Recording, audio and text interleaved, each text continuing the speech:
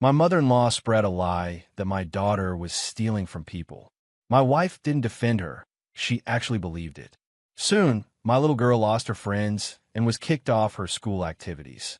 They thought they were teaching her respect, but I had proof, and I made sure the truth came out. But before I begin, please like and subscribe to the channel. And we'd love to hear which part of the world are you joining us from. Let us know. Now, let's dive into today's story.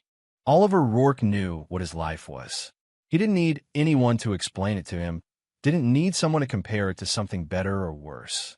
He worked the early shift at a tire plant on Route 9, clocking in at 5:30 in the morning while the sky was still black and his neighbors were still in bed. The work was loud, repetitive, and suffocating in the summer heat. The smell of rubber pressed itself into his clothes, his hair, the creases of his hands. Amelia would run his work shirts through the wash twice, and the smell still clung. He didn't complain about it. The paycheck came every 2 weeks without fail. The health insurance covered the family, and there was always enough left over for groceries and something small for Mary. Steady mattered. In a working-class neighborhood outside Akron, where half the houses had a car up on blocks and the other half had for rent signs peeling in the window, steady was more than most people had. He lived on Ferris Street with his wife and daughter in a 2-bedroom house that needed a new coat of paint every few years and had a back door that stuck in winter when the frame swelled with cold. He'd grown up 4 blocks from here. He knew the street in the way you only know a place you've never really left, which dogs barked at what hour, which family ate dinner loud, which porch light stayed on all night out of habit or loneliness. It was ordinary. He had made his peace with ordinary a long time ago. He wasn't a man who needed spectacle. What he needed, the one thing that sharpened every ordinary day into something worth having, was Mary. Mary Rourke was 8 years old and quiet in the particular way that thoughtful children are, the kind of quiet that isn't shyness but attention. She observed the world carefully before she spoke about it. She had a small green notebook that went everywhere with her, tucked under her arm at school, beside her plate at dinner, on the nightstand when she slept, and she filled it with drawings. Animals, houses, hands, the specific shape of the tree in their backyard, the pattern of light through the kitchen window on a Saturday morning. She drew the way some kids talked, constantly, compulsively, like it was the method her mind used to process being alive in a body in a world full of things to look at. Oliver would sometimes find a notebook left open on the kitchen table, a half-finished sketch of their backyard or the dog from down the street, and he'd stand there for a moment just looking at it before he closed it gently and set it beside her school bag. He loved her with the uncomplicated certainty of a man who is paying attention. It wasn't about grand gestures or speeches. It was the daily accumulation of small things.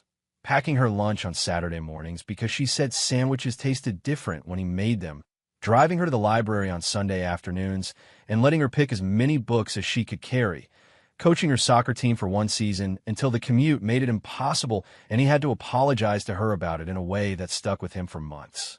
When her teacher mentioned early in the year that Mary had a genuine gift for drawing, Oliver signed her up for an after-school art program before the school week was out. He brought her small things when he could, a new set of colored pencils in a tin case, a soft hoodie in the dark green she liked, a box of the cereal she loved that their store only stocked sometimes. She received every one of these things with a seriousness that got him every time. She'd hold the object with both hands and look at it, and then she'd look up at him with those wide dark eyes and say, "Thank you, Dad," in a voice so genuine it could knock the air out of you.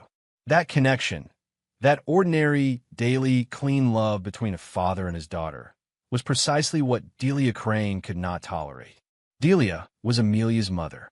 She was a compact, sharp-featured woman in her early 60s with pale blue eyes that missed very little and a voice that carried, regardless of the size of the room.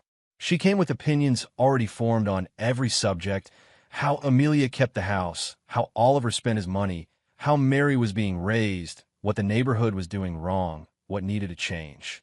She delivered these opinions the way people deliver weather, without apology, without solicitation, as a simple report on conditions.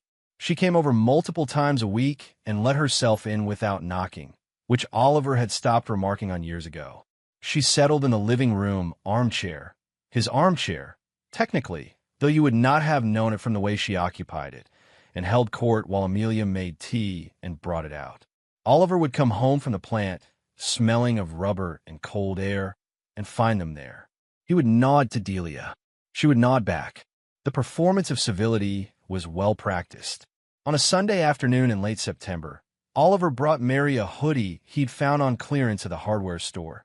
Dark green, fleece-lined, exactly her size. He watched her pull it over her head and hold out her arms and spin around to show the little embroidered flower on the sleeve. She was beaming. "You're spoiling that child," Delia said. She had been watching from the armchair with her tea balanced on one knee. "It's a hoodie," Oliver said. He kept his voice friendly. He'd learned that engaging Delia seriously only prolonged things. "It's a habit," she said. "She'll expect the world to work that way. You hand her something every time you walk through the door, and she learns that's what she deserves. That's not love, Oliver. That's avoidance." He looked at Mary, who was still holding out her arms, examining the sleeve. She had not heard the word avoidance. She was completely absorbed in the flower. He looked back at Delia. "She's 8, he said. Delia pursed her lips. "You'll see," she said, in the tone of a woman who was very certain she was right and was willing to wait as long as necessary to be proven so.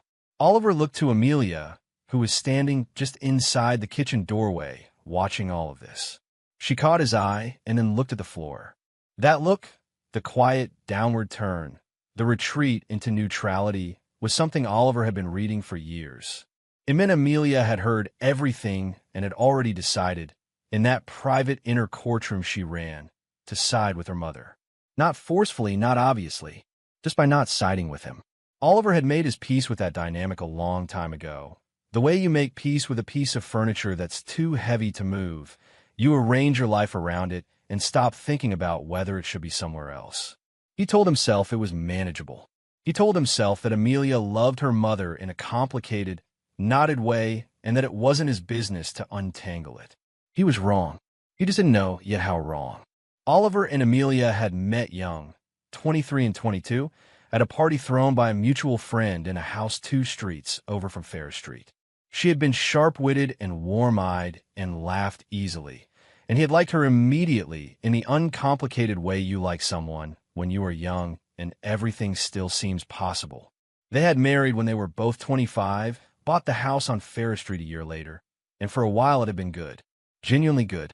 They had cooked dinner together on weeknights and watched movies on the couch on Friday nights and talked about the future with the kind of easy confidence that comes before the future actually arrives. Delia had been there from the beginning, of course. She had always been there. But in the early years, she kept a slightly more respectful distance. She came over once a week, not 4 times, and she made comments about the house and the cooking rather than about the marriage itself. Oliver had understood her, in those years, as a fixture of Amelia's life that he was learning to navigate. Like a low doorway you got used to ducking. You could live with a low doorway if you remember to duck. He had remembered to duck for a long time. Mary arrived when they were 28, and something shifted, not badly at first. Delia had strong opinions about child-rearing, as she had strong opinions about everything, and some of those opinions actually aligned with Oliver's, which had surprised him. But Mary's birth also gave Delia something she hadn't had before, a direct, urgent reason to be present every single day. She had reframed herself as indispensable, and Amelia, exhausted from the first months of new motherhood, had accepted the reframe. Oliver had watched that dynamic establish itself, and had told himself it was temporary. New babies required support. Things would level out. They always leveled out. He had been patient and steady and had kept ducking the low doorway, and the years had accumulated, and he had not noticed that the doorway was getting lower. The first accusation came on a Tuesday in late October. It reached Oliver through his neighbor Glenn, who lived 2 doors down and had a son in Mary's class. Glenn caught him in the driveway on a weekday evening and mentioned it the way people mention things they want to pass along without being responsible for, sideways, with a shrug built into every sentence. My wife heard from Linda Ferris that some money went missing at the class fundraiser. Couple dollars from the collection jar. Glenn shifted his weight. Somebody said they saw your girl near the table. Oliver kept his face still. Near the table, or taking money from the table? I don't know all the details. Just figured you should know what's going around. Oliver thanked him and went inside. He sat at the kitchen table with a glass of water and thought about it. He thought about it carefully, the way he thought about anything that came at Mary. Kids were near tables. Kids at fundraisers touched everything on every surface. Accusations at that age were often more about social friction than fact. He filed it away as the small, unfortunate kind of misunderstanding that happened in every elementary school and typically vanished within a week. It happened again. Mary's teacher mentioned that a pencil pouch had disappeared from a desk the previous Friday. The same afternoon, Mary had borrowed a pencil from that side of the room. The teacher framed it gently. She wasn't pointing a finger, she was just mentioning in case Oliver had noticed anything at home. Oliver thanked her, bought a replacement pouch for the other child, and set it down as coincidence. 2 coincidences. Still manageable. Still nothing solid. He might have continued classifying these things as coincidences if Delia hadn't brought it up at dinner that Friday. It was a regular evening. Pot roast, the table set, the overhead light too bright the way it always was. Delia had arrived uninvited at 4:30, as she often did, and positioned herself at the head of the table. Mary was in her usual seat, pushing food around her plate, her green notebook just barely visible in her jacket pocket. Oliver was eating and mostly thinking about a report he needed to file at work before Monday. "I've been hearing things," Delia said. She said it with a particular weight, deliberate and slow, the way someone speaks when they want what they're saying to settle. Oliver looked up. "What kind of things?" "About Mary. At school and around. Missing items. More than one situation now." She folded her hands. "It might be worth paying attention. I didn't take anything." Mary's voice came out flat and clear. She had set down her fork. She was looking directly at Delia with an expression that was more adult than her age should have allowed. Certain, calm, slightly stung. "I didn't take anything from anyone." Delia looked at her with an expression that was almost gentle and completely unsettling. "I'm sure you didn't mean to cause any trouble." "I didn't take anything," Mary said again. Louder this time. Oliver watched Amelia. She was looking at her plate. She was cutting her pot, roast into small, careful squares. She did not look up. She did not say the simple, immediate thing. "We know, sweetheart, we believe you." The thing that would have taken 2 seconds and meant everything. She just kept cutting. The silence at that table was heavier than anything that had been said out loud. The accusations did not stop. They multiplied and changed shape, the way rumors do when they find a willing community. Each version slightly larger than the last, the details softening, the certainty hardening. By November, it was no longer about a few dollars at a fundraiser or a pencil pouch. It had become a story with a clean, memorable shape. Mary Rourke takes things that aren't hers. Oliver could not identify the exact moment when it crossed from rumor into accepted fact, but he could see the evidence of the crossing. At school, kids shifted their belongings when Mary sat down nearby, small, unconscious movements that kids make when they've absorbed something from the adults around them and don't know they're acting on it. A birthday party invitation that the teacher confirmed the whole class had received never arrived in their mailbox. 2 girls who had come over to play in the summer weren't coming over anymore. At home, the shift was subtler but more damaging. Amelia began checking Mary's backpack. Oliver came home one Wednesday evening to find Mary standing at the kitchen table with her backpack fully emptied in front of her. Pencils, folders, a crumpled homework sheet, a broken crayon, the green notebook, all of it spread across the table in a line. Amelia was at the counter with her arms crossed. The room had the specific quiet of a situation that had already reached its conclusion before Oliver arrived. "What's this?" he said. "Just checking," Amelia said. She didn't look at him when she said it. "Checking for what, exactly?" "You know what." He looked at Mary. She was gathering her things methodically back into the bag, her movements practiced and contained. She had the expression he'd begun to recognize, the tight jaw, the eyes focused downward, the careful suppression of whatever was behind them. She had learned not to cry in the kitchen. She had learned it recently, and he hated that she'd had to. That's enough for tonight, he said to Amelia, keeping his voice even. She needs to be honest. Amelia started. She hasn't been dishonest. Put her stuff back, Mary. Mary put her stuff back. She zipped the bag and went upstairs without being asked to. Oliver and Amelia stood in the kitchen. He kept his voice down. You're searching her bag based on your mother's gossip. There's been more than one incident. Name one incident that's been verified. One item that was actually found in her bag. One teacher who filed a formal report. Amelia was quiet. There isn't one, Oliver said. Because nothing has happened. Your mother is telling you a story, and you're acting on it. Or your daughter is smarter than you think she is. He went upstairs after that and sat on the edge of Mary's bed. She was already under the covers, the green notebook open in her lap. She wasn't drawing. She was just looking at a blank page. You okay? He said. She thought about it for a moment. Mom thinks I'm a bad person, she said. She said it the way she said most things, plainly, like she was reporting a fact rather than feeling a wound. The wound was there. He could see it. She just didn't have the vocabulary yet to name it as a wound. Mom is confused right now, Oliver said. That's about her, not about you. Mary closed the notebook.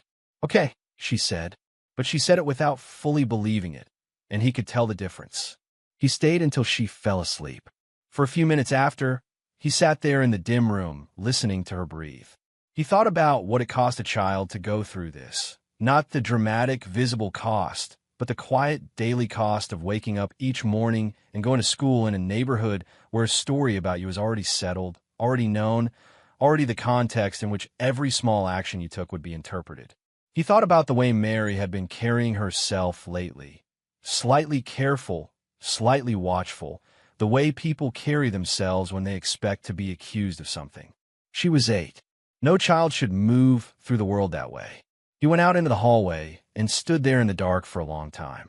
He thought about Delia, about the fundraiser, the pencil pouch, the dinner table, the backpack searches. He thought about the thread that ran through all of it. He thought about who was always present, always nearby, always the first to hear and the first to report. He didn't have proof yet, but he was beginning to understand what he was looking at. The call from his school came on a Thursday morning in early December.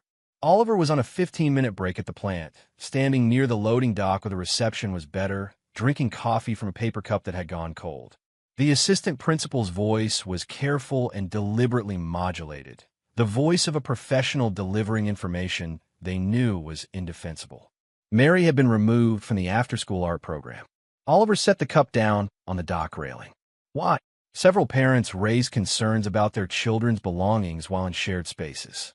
Given the number of concerns, the number, he said. How many? 2? 3? What specific incident prompted this? There was a pause. It was more of a cumulative concern. Cumulative based on what verified incident? What item was taken? What date? What teacher made a report? He kept his voice level. He was good at keeping his voice level. He'd been practicing it for 2 months. Mr. Rourke, I understand this is upsetting, but the other parents were uncomfortable with an 8-year-old, he said. My 8-year-old who has been in that program since September without a single documented incident, who has had her work displayed, who her teacher describes as one of the most focused students in the group. I understand, I don't think you do. He picked up the cup. I'll be speaking to a lawyer about this. He meant it, and the silence on the other end told him they believed him. He ended the call. He stood at the loading dock with the cold pressing in around him. The rubber smell drifted out from the open bay doors behind him. He finished the cold coffee and went back to work because there was nothing else to do for the next 8 hours. He drove home that evening in silence with the radio off. He cooked dinner, pasta, simple, and sat across from Mary and watched her eat. She didn't know yet. She had been told at pickup that the after-school schedule was changing, and she'd accepted that because she was 8 and believed adults when they explained things. Oliver had asked the teacher to keep it neutral until he could tell her himself. That was the one small thing he'd been able to control. He told her after dinner, in her room, sitting on the edge of the bed. He kept it short and honest. There had been some misunderstanding, and until he got it sorted out, she would be coming home with him after regular school. She listened. Her hands were in her lap, loose and still. She was quiet for a while. Then she said, Dad, why does everyone think I'm bad? wasn't self-pity. It wasn't a dramatic question. It was a genuine inquiry from a child who had been trying in good faith to understand a situation that didn't make sense and who had run out of explanations that fit. She looked at him with those wide, dark, patient eyes and waited. Oliver had been a father for 8 years. He had handled skinned knees and nightmares, and the first funeral and the first time a friend was cruel. But he sat there in that room, and this question reached past all his practiced steadiness and got somewhere real and deep and painful. Not everyone, he said, and the people who do, they're wrong. And I'm going to prove it. She studied his face for a moment, deciding. Then she nodded, slow and serious. Okay, she said. He stayed until she was asleep. He pulled her door most of the way closed and stood in the hallway. He thought about Delia, about the fundraiser, the pencil pouch, the bag checks, the birthday invitation, and now this. He thought about the thread connecting all of it and who held the other end. He was done waiting to understand. He was going to do something about it. Delia did not operate out in the open. That would have been too visible, too easy to answer. She worked the way certain damage works, slowly, consistently, at the foundations, so that by the time the structure showed signs of trouble, you couldn't point to a single moment and say this is where it started. Oliver understood this in retrospect. Looking back, he could map every move. She came over more frequently now. 3 times a week had become 4, sometimes 5. She arrived in the afternoons while Oliver was still at the plant and was settled in with Amelia by the time he got home. Tea on the table, voices already at the low, confiding pitch of women who had been talking for a while. When he came through the back door, they would shift into something more surface level, dinner plans, neighborhood updates, nothing, the way conversations shift when the person being talked about enters the room. But Oliver started coming home by different routes. He started using the front door. He started arriving before he was expected. He heard things. You're too patient with him, Delia said one evening, her voice carrying clearly through the wall of the hallway where Oliver had stopped to remove his boots. He makes the decisions, and you manage around them. That's not a partnership. On another occasion, she lights up for him and not for you. You're doing the invisible work, the discipline, the consistency, the hard parts, and he gets to be the hero. That's not fair to you. The worst was a Thursday evening when he came for the front door earlier than expected and heard Delia's voice from the bedroom. He only cares about that girl. You come second in your own marriage, Amelia. You know it's true. You've known it for a long time. Oliver stood in the hallway with one hand on the banister and listened to the silence that followed. He waited for Amelia's rebuttal. He waited for the pushback, the simple refusal, the sound of someone defending her own marriage. What he heard instead was a soft sound of agreement, barely audible, and then the conversation moving on to something else. He went back outside. He stood on the front step in the cold for a few minutes. He breathed the night air.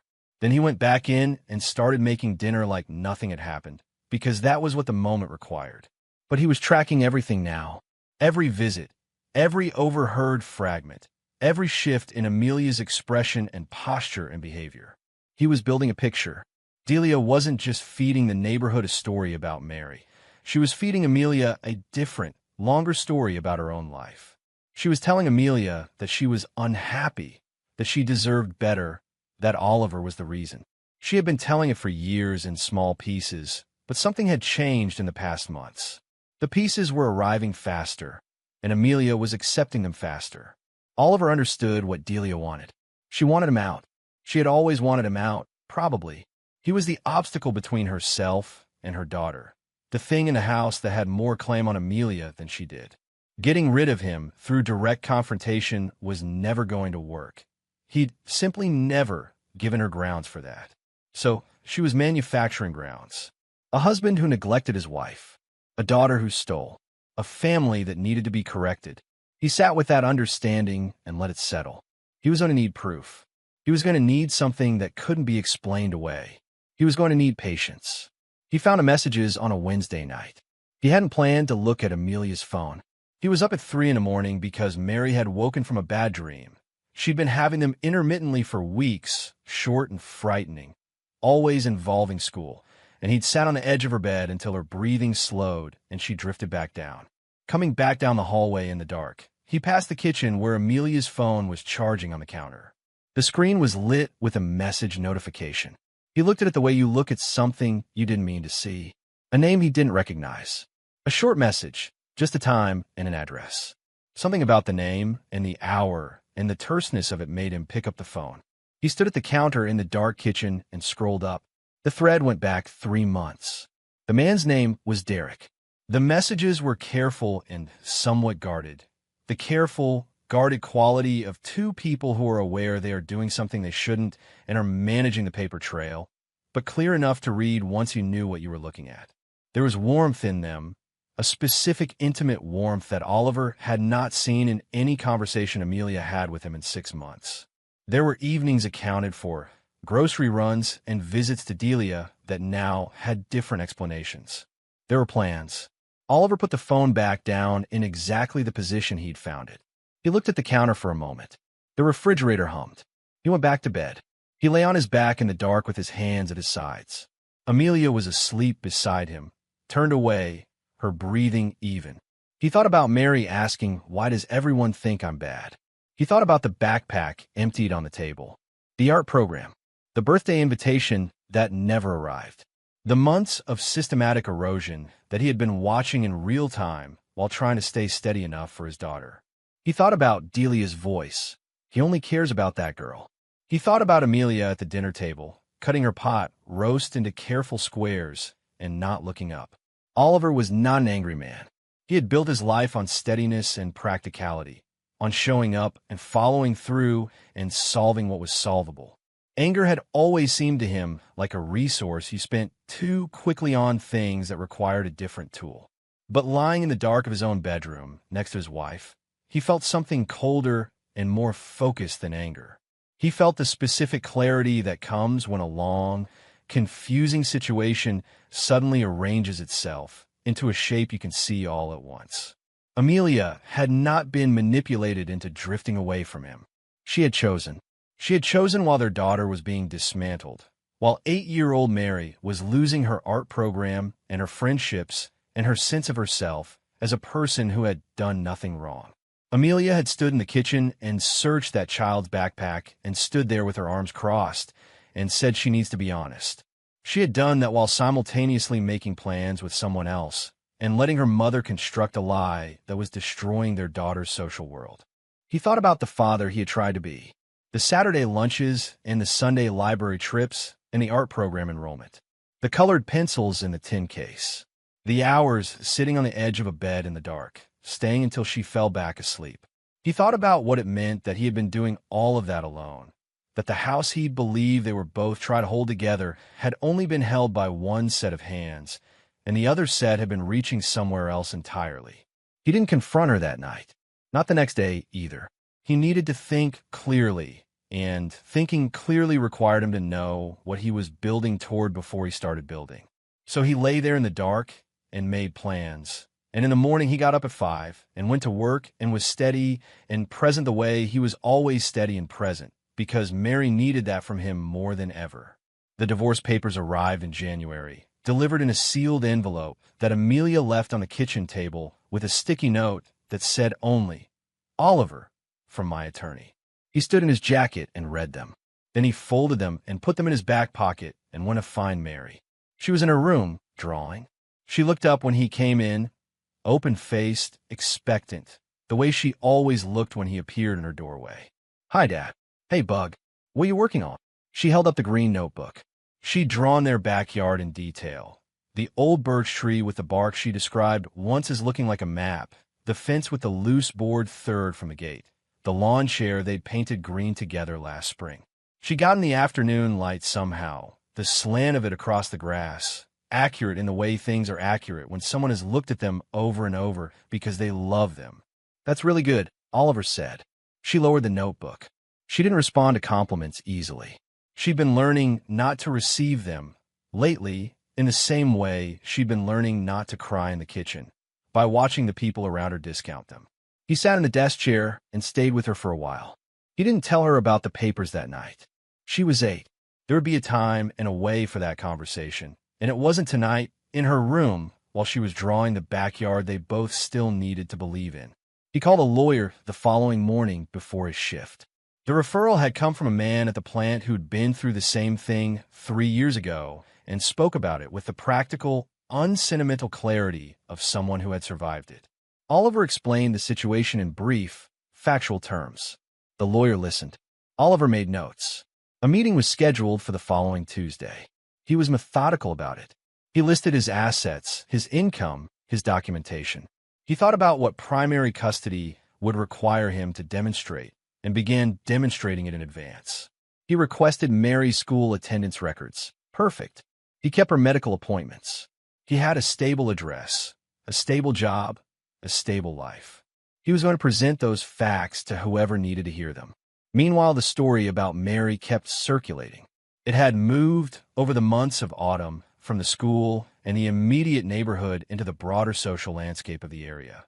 The parents at the weekend recreational complex, the women Amelia knew from her previous job, the people who crossed paths at the grocery store and the elementary school gate.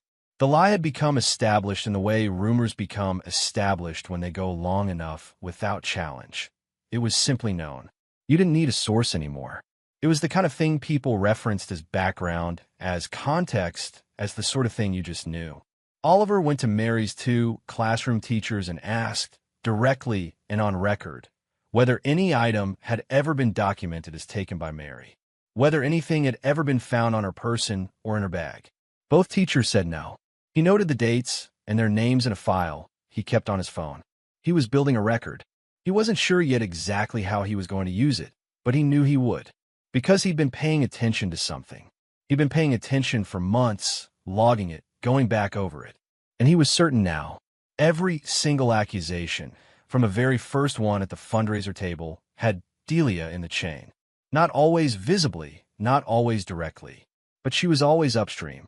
She was always the first to hear, the first to tell Amelia, the first to name it at dinner with that particular slow, deliberate weight. She was always nearby when something happened. She was always present just before Oliver came home, just before the conversation shifted, just before another small piece of Mary's world went quiet. He thought about that pattern for a long time, and then he thought about what it would take to break it open. The trap was simple. He chose simple deliberately. Simple closed the gaps. Simple left nothing to interpret. He bought a small camera, the kind that looked like a phone charger, and mounted it near the upper cabinet in the kitchen, pointing toward the counter. He tested it for a week, checking the feed from his phone in the break room at work, making sure the angle was right, making sure the footage was clear. It was on a Saturday afternoon when Delia arrived for her regular visit and settled in the living room with Amelia. Oliver slipped a small white envelope from his jacket pocket and set it on the kitchen counter. Inside was $40 in cash. He placed it casually near the fruit bowl, the way someone might leave a bill they meant to deal with later. He said nothing to anyone. He went to the backyard with Mary and pushed her on the old tire swing while the sky went iron gray above the bare winter trees. He stayed out there for nearly an hour. When they came back in, the envelope was gone. Oliver cooked dinner. He helped Mary with her spelling homework at the kitchen table.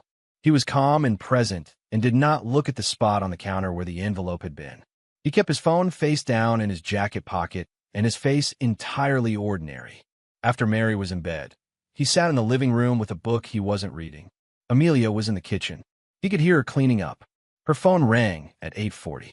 She answered in the kitchen, and Oliver heard her move to the other room with it, which told him she didn't want him to hear. He moved quietly to a position near the hallway. The door was not fully closed.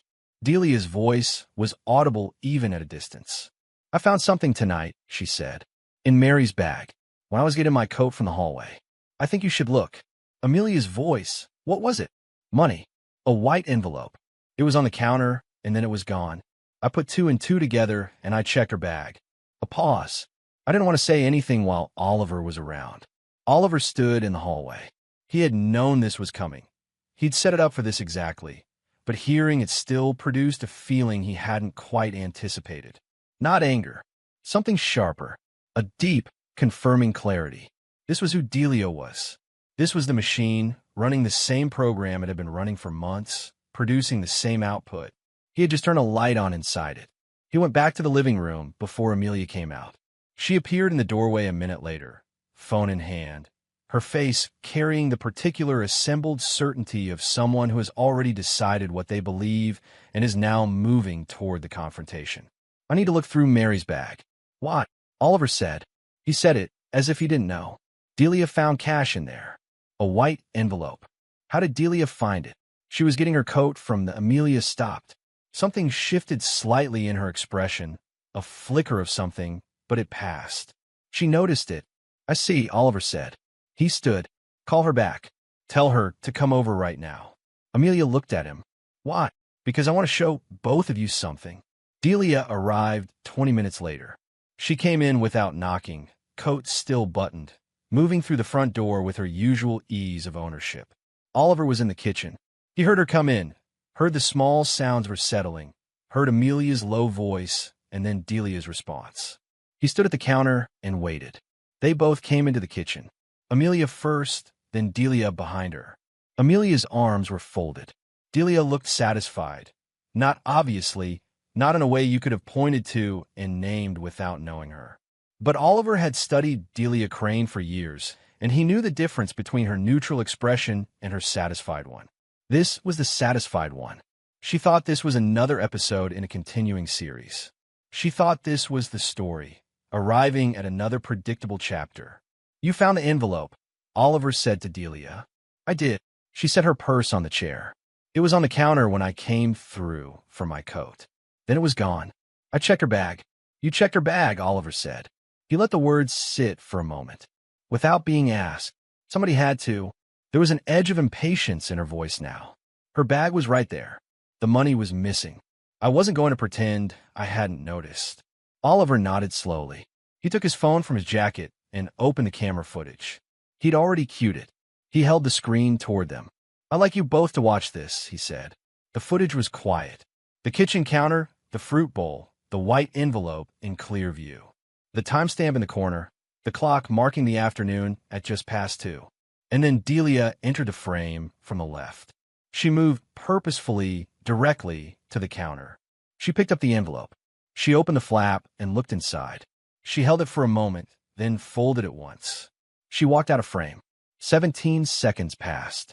Then she came back in a frame from the left, moved to the hallway, reached up to the peg where Mary's backpack hung, unzipped the front pocket, and tucked the envelope inside with smooth, practiced efficiency.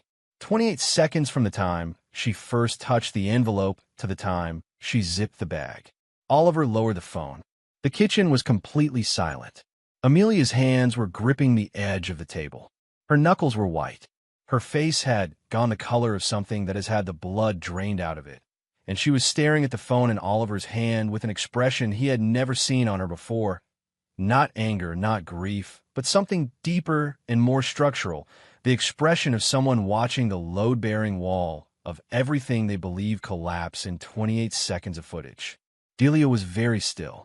She was also looking at the phone, but her expression was different. She was calculating, you could see it, the rapid, internal reassembly of a position under threat. She was deciding what to say next. You set me up, Delia said finally. I left an envelope on a counter, Oliver said. You made every choice after that. Delia turned to Amelia. Something in her shifted, pivoting. She was abandoning the footage and trying a different angle. Amelia, this is exactly the kind of thing I've been telling you about. He sets traps. Why? Amelia's voice came out in a single syllable, barely above a whisper. She wasn't asking for a full explanation. She was asking the essential question, the one underneath all the others. Delia was quiet for a moment. Then, because she needed to learn, the words landed like something that had been dropped from a height. Learn what? Amelia said. Her voice had more substance now, thicker with something building. Discipline. Delia's chin went up a fraction. Consequences. You were never going to give them to her. You let him give her everything she wanted and call it love. She was going to grow up thinking the world worked that way. I was trying to teach her that it doesn't, by making everyone think she was a thief. Amelia said it slowly, like she was hearing the sentence for the first time as she spoke it, by giving her something real to deal with, something that would require her till she's 8 years old. Amelia's voice broke on the last word. She's 8. She lost her art program. She lost her friends. She spent months months, thinking people hated her and she didn't know why. She's 8 years old and you're too soft, Delia said. She said it with conviction, with the righteous certainty of a woman who has held a position too long to question it. You've both been too soft, and I was trying to get out, Oliver said. He said it without raising his voice. He said it the way you say something that is simply true, plainly, directly, without decoration. Delia looked at Amelia, waiting for the support she had always been able to find there, waiting for the orbital pole to reassert itself, for Amelia to drift back toward her gravity the way she always had. Amelia was looking at the table. Amelia. Delia's voice had an edge now, a command in it that had always worked before. Get out, Amelia said. It was quiet, but it was a different kind of quiet from all the other quiet evenings in this kitchen. This was a door closing. Delia gathered her purse. She adjusted the strap. She walked to the front door with her back straight and her coat still fully buttoned, as if the posture could substitute for dignity. She pulled the door shut behind her. The sound it made was barely anything, just a soft click in the silence. After she left, Amelia stood at the kitchen table without moving for a long time. Oliver went to the counter and stood there, watching her process what she had just seen. He could read the stages of it the way you read weather, disbelief first, and then the rapid, devastating reassessment, going back through every moment she had accepted as true because Delia had handed it to her. The missing items, the bag checks, the school letter. The afternoon she had stood in this kitchen with her arms folded while her daughter quietly gathered her belongings and tried not to cry. I didn't know she was doing it, Amelia said. I didn't know she was physically. I know you didn't, Oliver said. But Amelia, you didn't look. She looked at him. She brought you a story about your daughter, and you accepted it. Every time. Not once did you ask for something concrete. A date, a witness, a teacher's statement. You took your mother's word, and you applied it directly to Mary. He kept his voice even. Not hard, not cruel. Just accounting for what had happened. You checked her backpack for months. You stood in this kitchen and told her she needed to be honest. You pulled away from her at exactly the moment she needed you the most. Amelia pressed her fingers against her mouth. Her eyes were bright. I'm not saying this to make you feel worse than you already do, Oliver said. I'm saying it because you should understand it clearly, so you know what actually happened and what needs to be different going forward. She nodded. She didn't trust her voice. Oliver left her there and went upstairs. He checked on Mary, who was asleep on her back with one arm stretched above her head, the green notebook on a nightstand. Her face was completely still in sleep, the way children's faces go still. No guarding, no control, just rest. He stood in the doorway and looked at her for a long moment. Then he went to the other room and sat on the edge of the bed in the dark. He thought about everything that came next. The divorce moving fast now. The custody arrangement. The house. The logistics. The calendar of a separated life. He thought about it in the practical, forward-moving way that was the only way he knew how to think in a crisis. Not dwelling on what had been damaged, but working out what could be built. He had the video. He had his documentation. He had his lawyer and a meeting scheduled for Tuesday.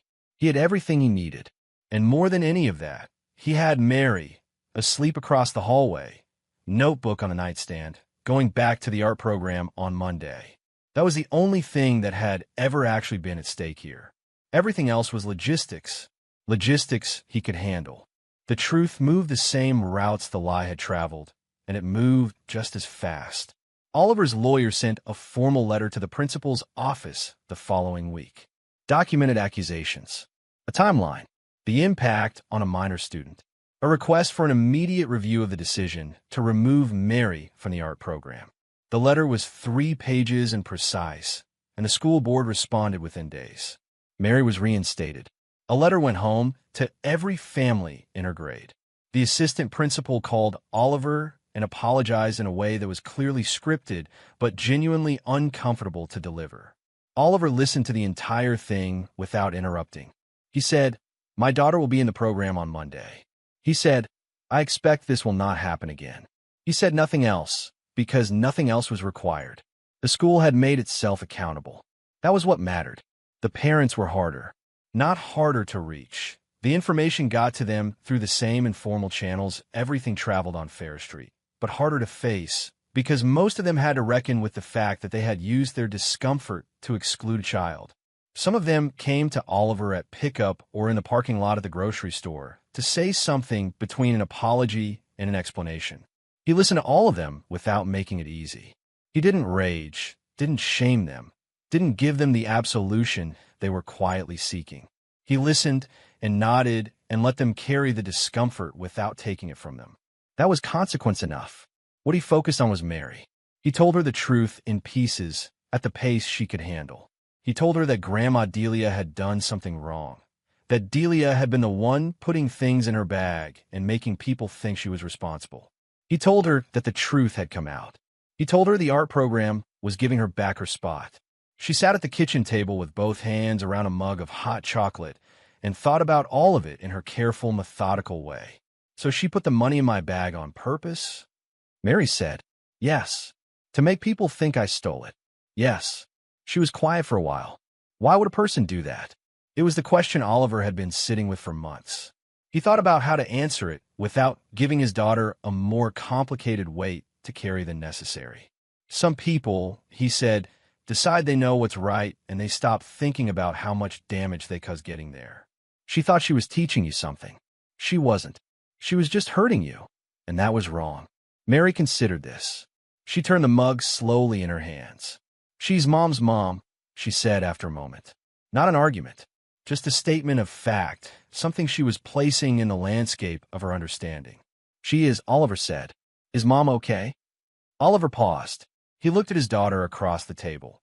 This child who had spent months being treated as the source of a problem she had nothing to do with, and whose first response on learning the truth was to ask whether someone else was okay. He felt something tight in his chest. Mom is going to be okay, he said. She made some mistakes.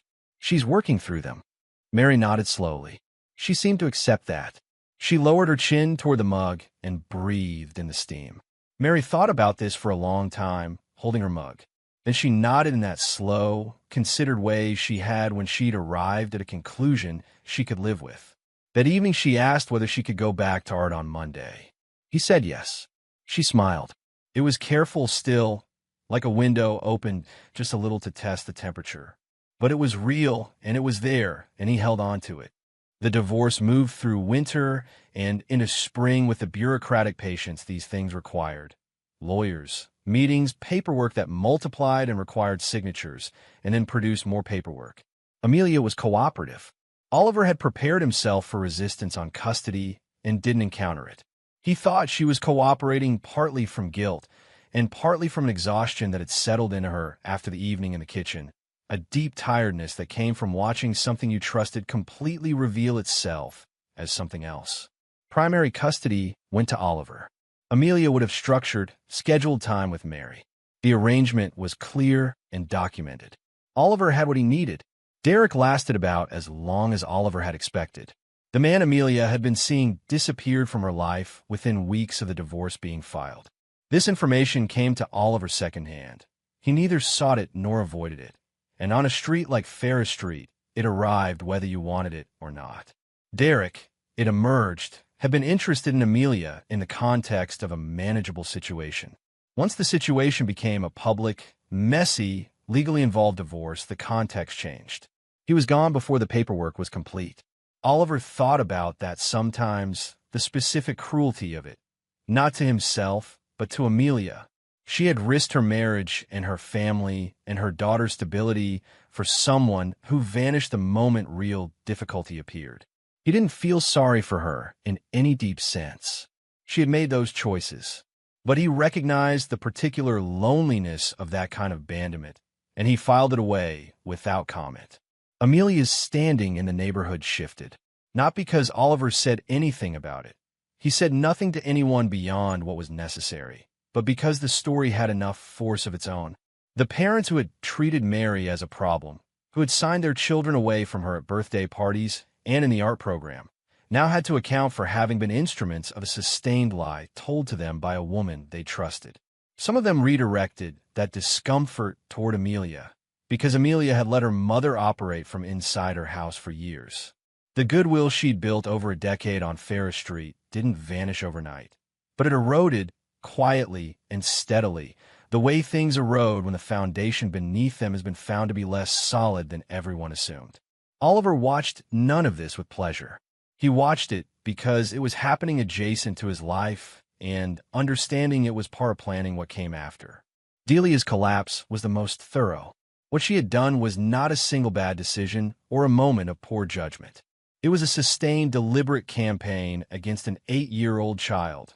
Months of careful effort to isolate that child from her community, to give her neighbors and classmates and teachers a reason to turn away from her, to cause her to ask her father, "Why does everyone think I'm bad?" That wasn't a mistake. It wasn't a miscalculation.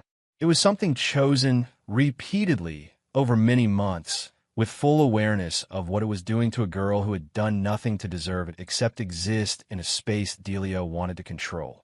Once the video became known, and it did, because Amelia told people, needing to explain her own failures and perhaps believing that confession was its own form of repair, Delia's social world contracted with a completeness that required no assistance from Oliver. The church circle she'd attended for 30 years. The Thursday card games. The neighbors who had been in and out of her kitchen for decades. They fell away, one by one. The way people fall away from someone once they've seen something about them they genuinely cannot reconcile with who they thought that person was. Because the people who had known Delia longest also had grandchildren and nieces and children of their own. And when you understand that someone systematically destroyed a little girl's reputation for the purpose of controlling a marriage that wasn't theirs, when you understand that clearly, with evidence, the relationship becomes something different. Delia called Amelia several times in the weeks after.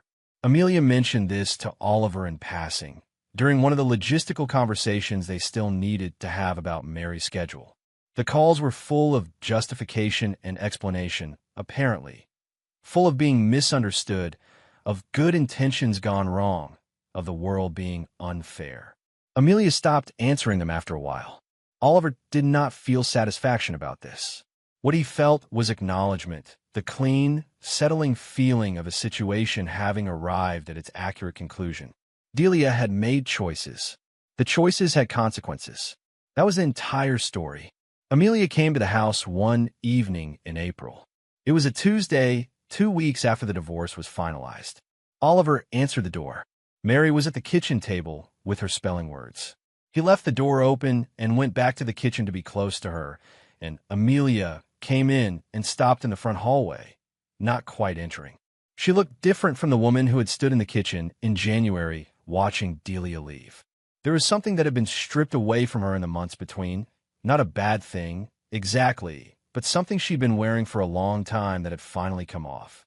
She looked tired and also somehow more herself than she had in a while. "I want to talk," she said. "Mary's doing her words," Oliver said. He kept his voice neutral. "I know. I just wanted to," she stopped. She was choosing carefully. "I wanted to say I was wrong. About all of it. About believing my mother instead of looking at my own daughter. About the bag checks and not defending her at school and all of it. I know that, doesn't Amelia?" He said her name with nothing in it but acknowledgement. "The apology you owe isn't to me." She looked at him. What happened to Mary, the months of it, everything she went through, the questions she was asking herself, that's what needs addressing. And you can address it. She still loves you. That's not in question. But she needs you to be honest with her, not just sorry in a general way. She's 9. She's old enough to understand what happened if you explain it clearly. He paused. "Give her that. The rest will follow." Amelia nodded. She held herself together with a visible effort. "Can I see her?" she said. "Yeah." He stepped aside. He went to the far end of the kitchen and found something to do at the counter while Amelia sat down beside Mary at the table. He heard Amelia say, quietly, "Hey, can I see what you're working on?" And after a short pause, a pause that was Mary deciding, he heard the sound of the green notebook being turned across the table. He didn't listen to the rest.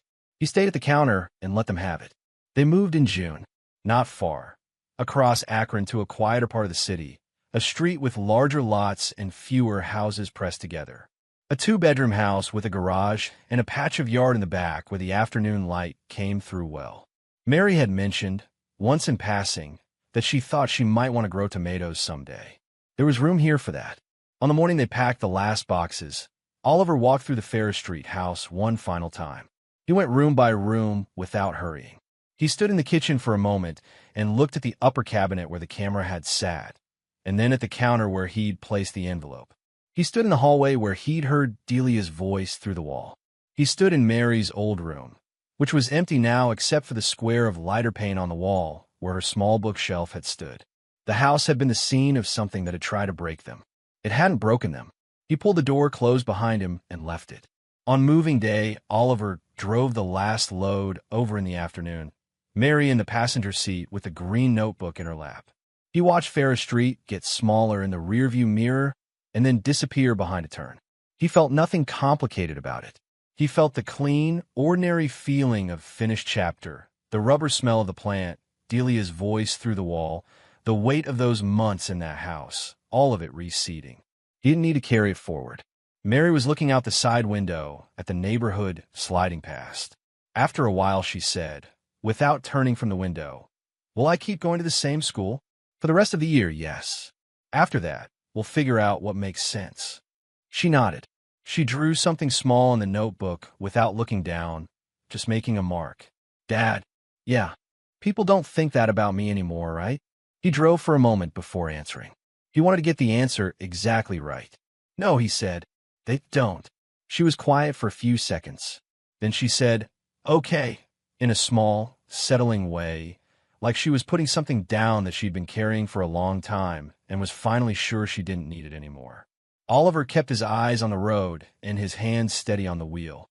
He thought about the months behind them, the envelope on the counter, the camera in the kitchen, the 28 seconds of footage, the lawyer's letters, the school board meeting, the Tuesday evenings doing paperwork while Mary slept upstairs.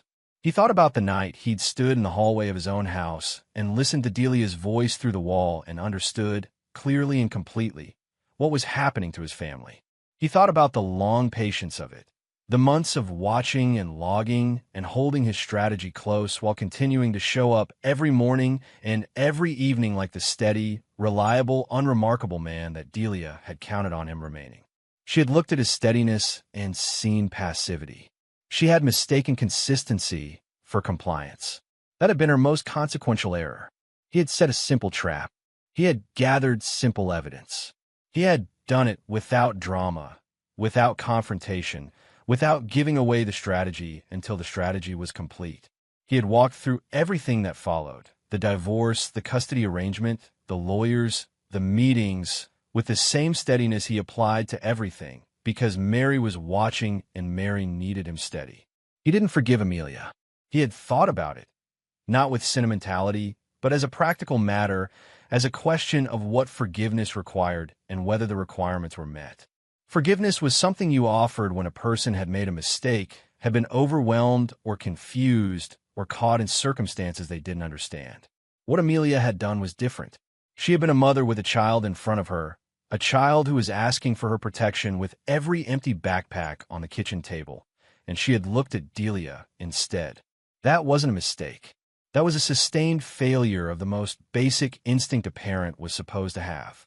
He could make his peace with it. He had made his peace with it, because the alternative was to spend the rest of his life carrying weight that didn't belong to him. But making peace with something wasn't the same as forgiving it. He didn't forgive Delia at all.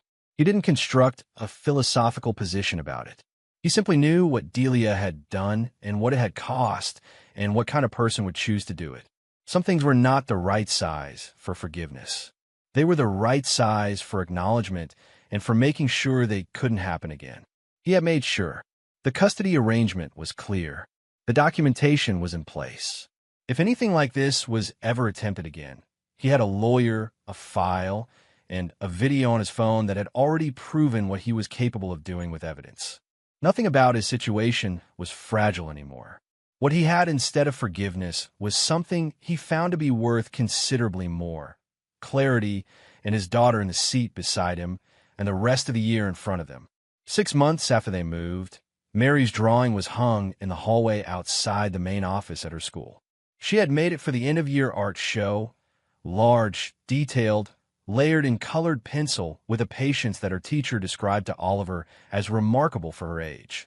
She'd spent 4 weeks on it, working after school and on weekend mornings, coming to him sometimes with questions about how the light fell in their old backyard at a certain hour. He'd answered what he could remember. The drawing was their old house on Ferris Street. The birch tree with the bark that looked like a map, the fence with the loose board third from the gate, the green lawn chair, the patch of yard where the afternoon light came down in that particular slanted way in late summer. She had rendered it with an accuracy and care that made it look less like a drawing and more like memory. Not the memory of a child who had escaped something, but the memory of a child who had looked at a place clearly, including everything that had happened there, and had decided that it was still worth recording. Oliver stood in front of it for longer than he intended on the Thursday evening the school opened to show. Parents moved through the hallway around him. He stood there and looked at his daughter's work and felt something settle deep in his chest, something that had been working towards settling for a long time. Mary found him there. She came and stood beside him and looked at her own drawing, tilting her head slightly the way she did when she was evaluating something. "Do you like it?" she said. "Yeah," Oliver said. "I really do." She studied the drawing for another moment. "I wanted to remember it right," she said, "before I started to remember it wrong." Oliver looked at his daughter. She was 9 now, still the same quiet, observant, thoughtful person she had always been, still carrying the green notebook everywhere, still drawing the world with more attention and care than most adults gave it. But there was something back in her face that had been absent for most of the past year, a settled quality, a sense of being safe inside her own life, of trusting the ground beneath her feet. It had come back in small degrees over the months since the move, the way light changes before sunrise, gradual, then suddenly complete. "You remembered it right," he said. She smiled.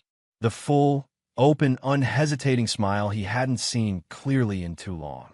No caution in it, no checking first to see whether it was safe. He put his arm around her shoulders, and she leaned into his side, the way she always had.